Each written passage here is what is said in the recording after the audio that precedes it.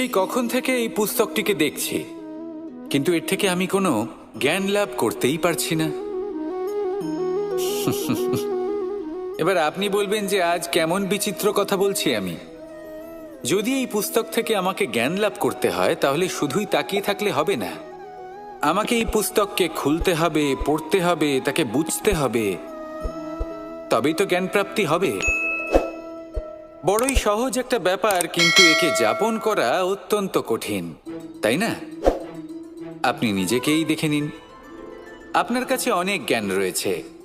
সহজ থেকে সহজতর জ্ঞানের কথা যদি বলি, আপনি এটুকু তো জানেন যে সত্যি কথা বলা ভালো কাজ, দান করা হলো পুণ্যের কাজ। আপনি জানেন যে পরিশ্রম করলে সাফল্য আসবে। এই জ্ঞান তো আমাদের কাছে রয়েছে, এমন অনেক জ্ঞান আমাদের কাছে রয়েছে, কিন্তু আলস্যের কারণে, অবহেলা করে আমরা শুধু এই জ্ঞান প্রয়োগ করতে পারি না, এই জ্ঞান যাপন করতে পারি না, একে আচরণে প্রয়োগ করতে পারি না, সেই জন্য দুঃখী হয়ে যাই। তাই আপনার কাছে যা যা জ্ঞান আছে, যা যা জ্ঞান আপনি লাভ করেছেন, সেই জ্ঞান যাপন করা শুরু করুন, জীবনে প্রয়োগ করতে শুরু করুন। এই মন প্রত্যেকটি মুহূর্তে প্রসন্ন থাকবে, আর লক্ষ্যপ্রাপ্ত করে এই মন বলবে, রাধা রাধা।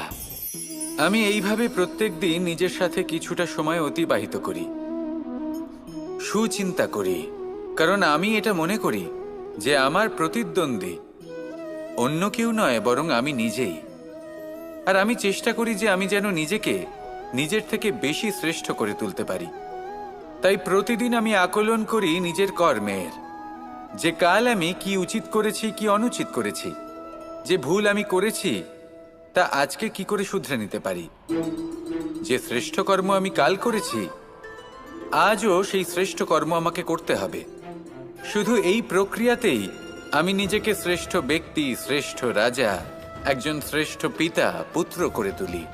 এইভাবেই আমি একজন শ্রেষ্ঠ মানুষ হয়ে উঠি। আপনিও এই কথা মনে রাখবেন যে আপনার প্রতিস্পর্ধা অন্য কারোর সাথে নয়, বরং নিজের সাথে। তাই নিজের কর্মের আকলন করুন, নিজের মধ্যে যে দোষ আছে তা ত্যাগ করুন, নিজেকে শুধরে ফেলুন। এই মন সবসময় সুপ্রসন্ন থাকবে এবং লক্ষ্য প্রাপ্ত করে বলবে, রাধা রাধা। সকলে আমাকে জিজ্ঞেস করেন যে কৃষ্ণ, তুমি সবসময় হাসি মুখে কি করে থাকো, এত প্রসন্ন কি করে থাকো তুমি? এই সমগ্র সংসারে চতুর্দিকে সমস্যা রয়েছে, দুঃখ রয়েছে, তাও হাসি মুখে কি করে থাকো? সত্যি কথাই বটে, এই সংসারে চারিদিকেই দুঃখ রয়েছে, প্রত্যেকের জীবনে সমস্যা রয়েছে।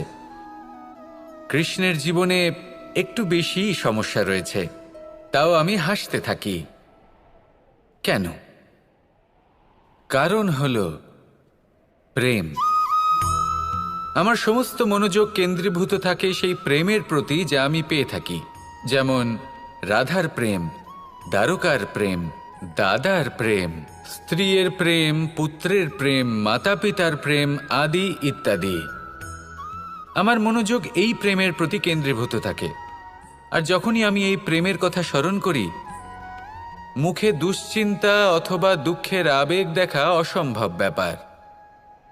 শুধু এটাই হলো রহস্য কৃষ্ণের হাসি মুখে থাকার, তার হাসির রহস্য। আপনিও জীবনে এটাই করুন। আপনি জীবনে যে ভালোবাসা পেয়েছেন তার প্রতি মনোনিবেশ করুন।